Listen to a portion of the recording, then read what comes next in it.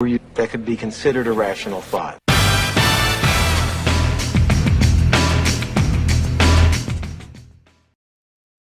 All right, welcome to our show today. I'm your host, Doug Crow, for the Author Your Brand Show, and we've got lots of rational thoughts with our guest today, but you never know. We'll find out. I'm sure she's good. She's known as the academic entrepreneur, a unique and dynamic speaker who intensely connects with her audience, having one foot in academia and the other foot in business and entrepreneurial space. Her goal is to offer the audience pearls of wisdom. I hope we get all of those today. And the pearls that we can use tomorrow in their personal and professional life. So it's not enough to know, she says. The expectation is for participants to take action and do it. So she's been on her journey connecting those dots to provide inspiration, knowledge, and counsel to move forward effectively. She's known globally for her writing on leadership and failure, as well as critical and refractive thinking, published more than 52 times, 26 written awards. She's no slouch to that world. So welcome to the show today, Dr. Cheryl Lentz. Cheryl, how are you today? I'm wonderful, Doug. So nice to be here. I appreciate it very much. Glad to hear it. So before we get started, I want to let the readers or listeners know why they should listen to us today, or you. Well, part of what I talk about is the F word that's going to change their life. And that F word, I know what they're Don't say what it is. This is the F word that's going to change your life, folks. So stick around. We're going to get to the F word in just a few minutes. Before we do, you've got an amazing background here. So 26 writing awards. Tell me about that. Well, I started a publishing company about 15 years ago, and it was in response to being a college professor, have been 23 years now, and what founded publishing for academics. And just get me mad, and you have that's the way we've always done it. I got mad enough to start a company, and I changed the publishing model for academics. And so this is something that I tend to change the rules. I have a leadership degree, a doctorate in leadership, and that's where when you don't find the rules you like, you change them to what is needed, and that's what we did. Change the game.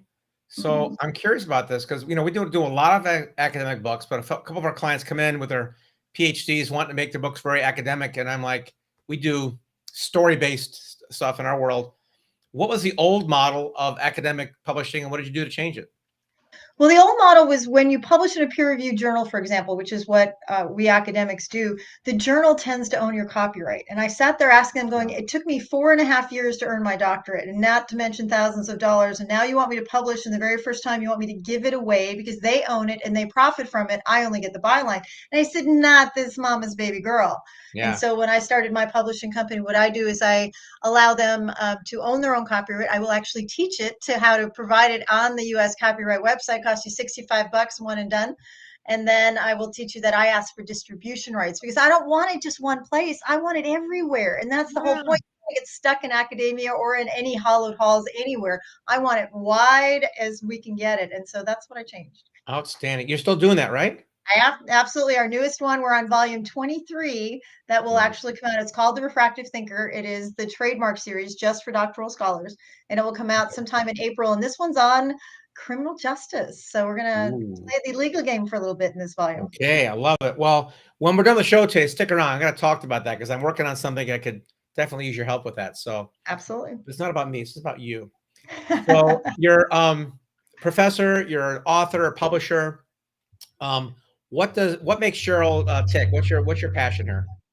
My passion is failure. And here's really kind of interesting how it happened is during my undergraduate, I was actually a musician to be. And I was at the University of Illinois, and I'm the only one to have been kicked out of the classical organ program. And my professor one day walked into my office and said, "You're done." And I had no warning. I've been playing since I was 5 years old. But here's what happened is I turned my back on music, walked out of that practice room, and never looked back. But I have the heart of a musician, and I have always been a musician. Unfortunately, when I failed the first time, I walked away because someone in a position of authority told me I wasn't good enough. Now, to be fair, he was training Olympians, people that would have been playing at Notre Dame or, Holy Name Cathedral or something there. I wasn't as good as they were, but that didn't mean that I wasn't going to play at all. And quite frankly, that was what my TED Talk was about, is the ability to say, what happens when you fail the first time? And for 30 years, I didn't play. Wow. And that was shocking. And it was COVID that kind of brought me out of this when a baby grand piano found me and changed my world to put me back on track. for where I was always supposed to be, because a musician is not what you do, it's who you are. And that was something that I wish I would have known that back in college and had a mentor to say, snap out of it. There's Yeah. always something you can do. But a lot of those degrees have nothing to do with music. And that was the sad part. And so now I'm looking for ways to reintegrate music as part of my heart and my purpose, in addition to everything else that I do. Oh Pretty my gosh, crazy. so much value there. Number one, thank you. I'm so glad you you know, came around. I was very fortunate. I had a guidance counselor in high school who told me your grades aren't good enough to apply to Northwestern. Don't bother. And my guidance counselor said this, right? So fortunately, my mother's like, "Oh no, you're applying," you know, and I got in. And Well, ever my since parents were then, relieved that I didn't get in because they were too afraid I couldn't make it as a musician because of all the out of broke musician stories. So they were relieved. yeah, I can see that. I've done some youth leadership, and they get the same thing. Oh, don't forget to get your CPA as a backup, things like that for the people in Right, the right, arts, right? right. It's very, very common. But I've got a professional musician as a nephew who does plays clarinet for a living, right? So Oh, it can be done, but yeah, he practices 4 hours a day and all that. So that's great that you are coming back to it.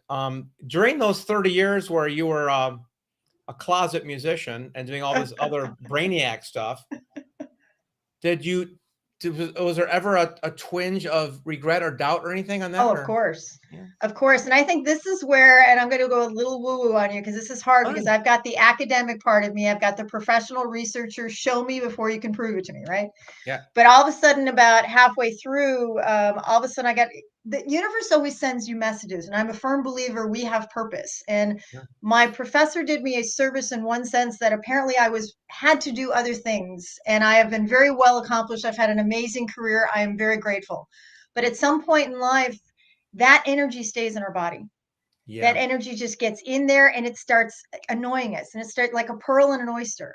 And yeah. I would get messages and I would have these weird things happen and I would discount them. And then finally they got to the point that my system had to be rebooted completely. I ended up in a Oh, wheelchair for 9 months.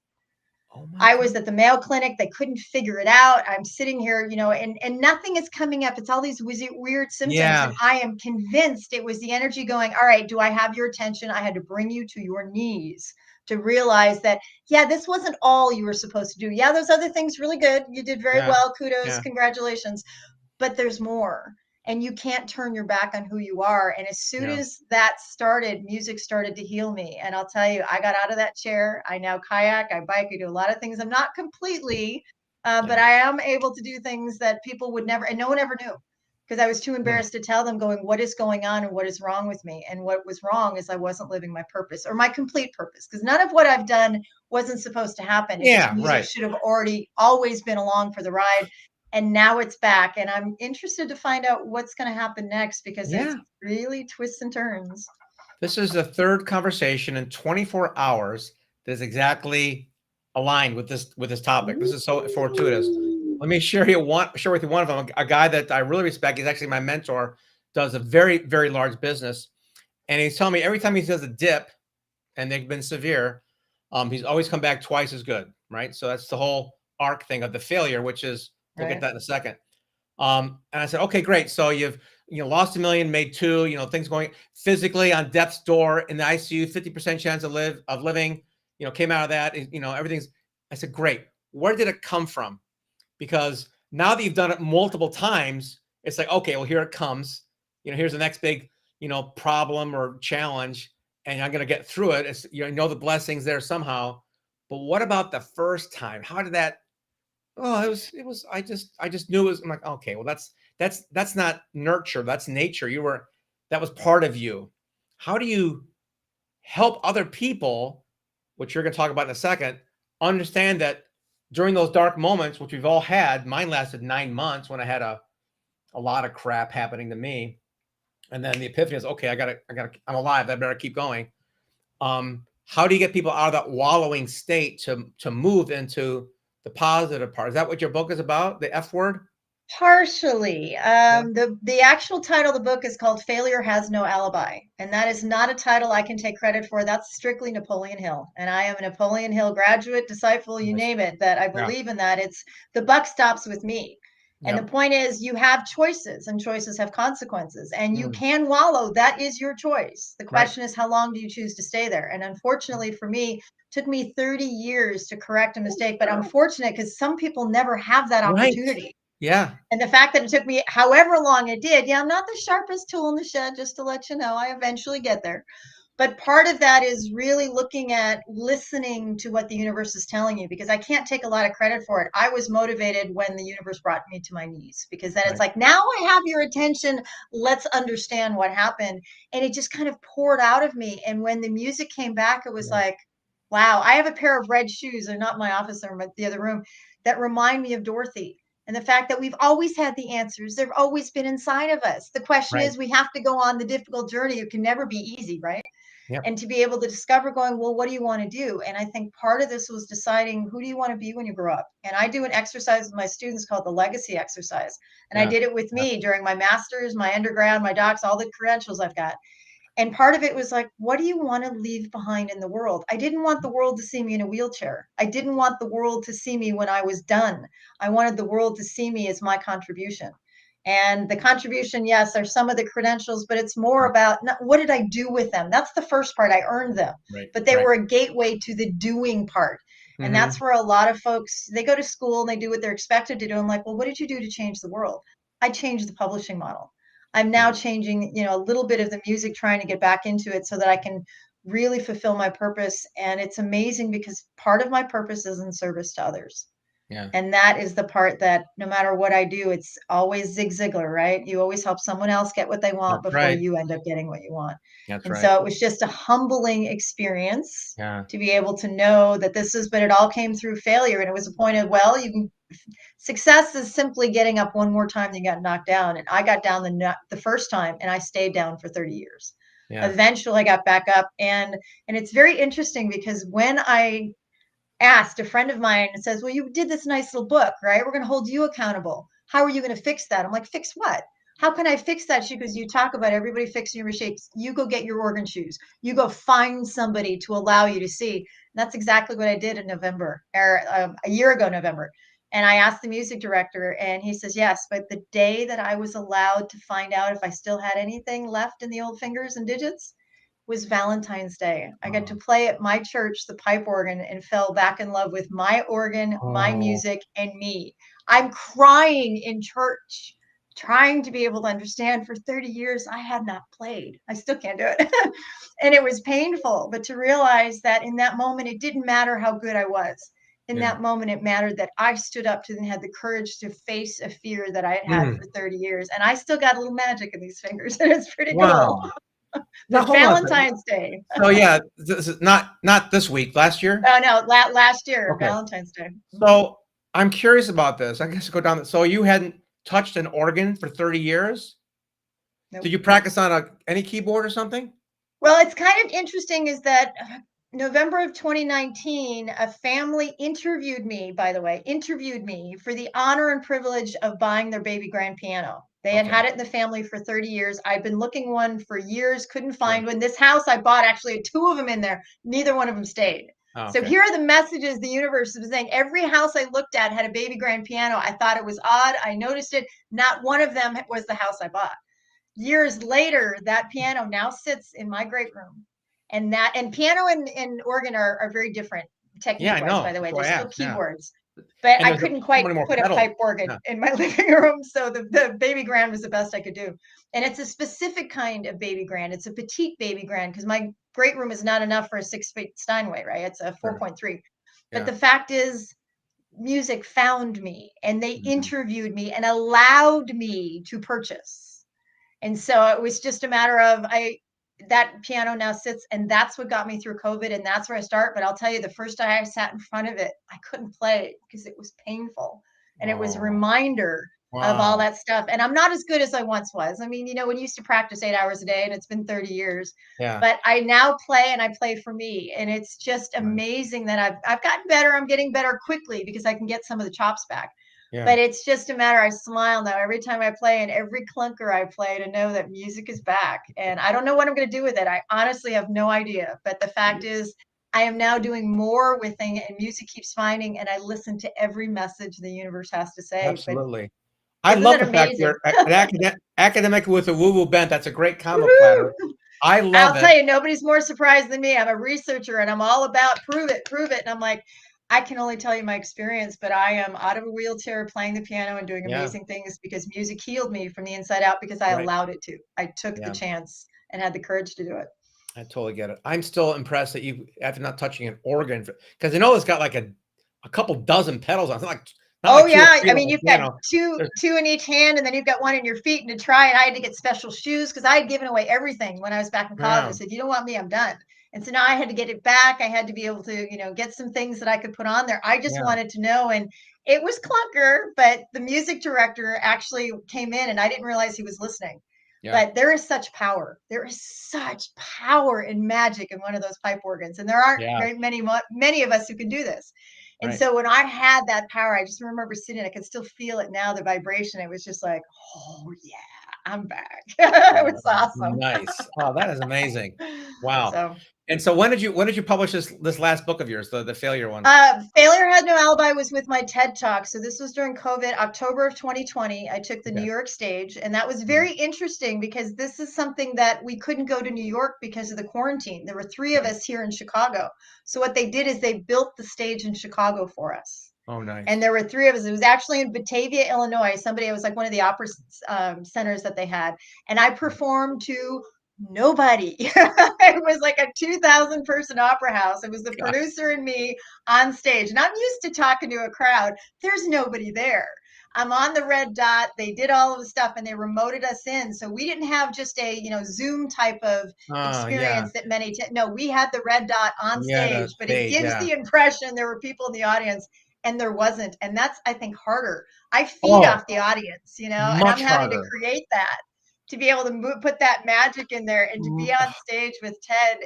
It was Yeah, magical. And so yeah, the fact that you get New York the first time out took me 10 years to do that. So yeah. I'm very proud of, but that's the book came out the same Right. day my TED Talk did. So that Wow. was the whole, but it Nice. talks about my failure. Every chapter has you want to know what I did, here's what I did. But I think I have to go and write the sequel because they're not aware of what I did last year to be able to, I Yes, think, that's right. another TED Talk saying, guess how I fixed it. Might as well. I love that. So what are some of the lessons inside this? Want to share just a couple of bullet points for people in the last few minutes here of about failure and having no alibi there. Part of this is accountability and Mm, courage because you're the only one that knows. You were the one that was there. And mhm. what do you want to be known with? And it really took my breath away when one of my colleagues really pulled me on the carpet. It's like, you tell everyone else to do this. How are you going to fix this? And I had Mm, never had any intention to because I okay. was told I was done. I listened. And Mm, she says, no, no, no, no, no. You're not letting yourself off the hook. She goes, read right. your own book. I'm like, so it took me an extra 3 months to get the shoes, to get the stuff, and the courage to talk to several of the churches around here. And it's funny because that music director is no longer at that church, so I no longer have privileges. But isn't Oh, it amazing that person was in the right place at the right time wow. on Valentine's Day? I just still get chills going, not the day before, not the day, Valentine's Day, Yeah. that I get to be able to make that. And I think part of Mm, that is resiliency, persistence, and never giving up on your dream. And that is the yeah. hardest part because sometimes we'll have our dreams beaten out of us and we're just told you're Yes. not good enough, you're not whatever. And we're dumb enough to believe it and internalize it. And I did the first time. So I had to really get out of my headspace and just say, Yeah. well, let's see what you got and let's try. Right. And I am all about, I'd rather go down in a ball of flames knowing I tried than never to have done it at Right. all. And so the fact is, I don't think failure is the ability that I'm never going to play at Notre Dame. I'm never going to be that dream that I originally had, but the dream still lives in me with having the music because I was courageous enough not to let it die because it was Yeah. painful. It still is sometimes because I remember, and I'm still not a church organist yet. I don't know what God wants to do with that yet, but the fact is knowing that I can still play is just It is magic. wonderful. I keep thinking about I do a lot of youth leadership volunteer work and I hear these kids talk. The younger they are, they haven't had any failures yet. So they're Mm. I can be Batman, I can do anything you want.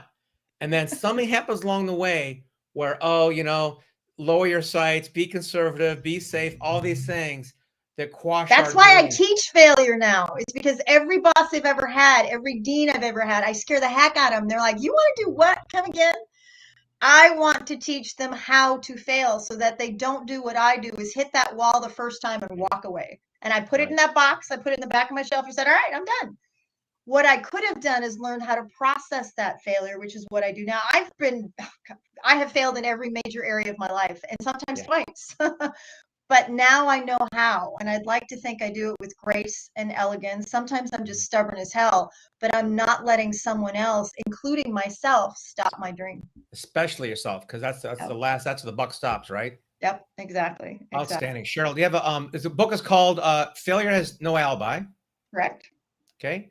You have a copy of it handy there or not? No, you can talk about it. No, I don't, but I have some. I have my children's book that I did several years ago, which is We'll kind of put your links interesting. down here in the chat below on the interview here. So if you want to get Cheryl's book, Failure Has No Alibi, I highly recommend it. The link down here, it can be available on Amazon, I'm sure, or wherever they want to get it on your website. Check it out and make sure you don't create alibis for your own dreams. So you can learn from Cheryl, who didn't waste 30 years, but certainly use those 30 years to advantage for serving her purpose now. And I'm so glad you're out of a wheelchair and playing that organ. That's great. Congratulations to you. Any last words of wisdom or advice for our viewers today?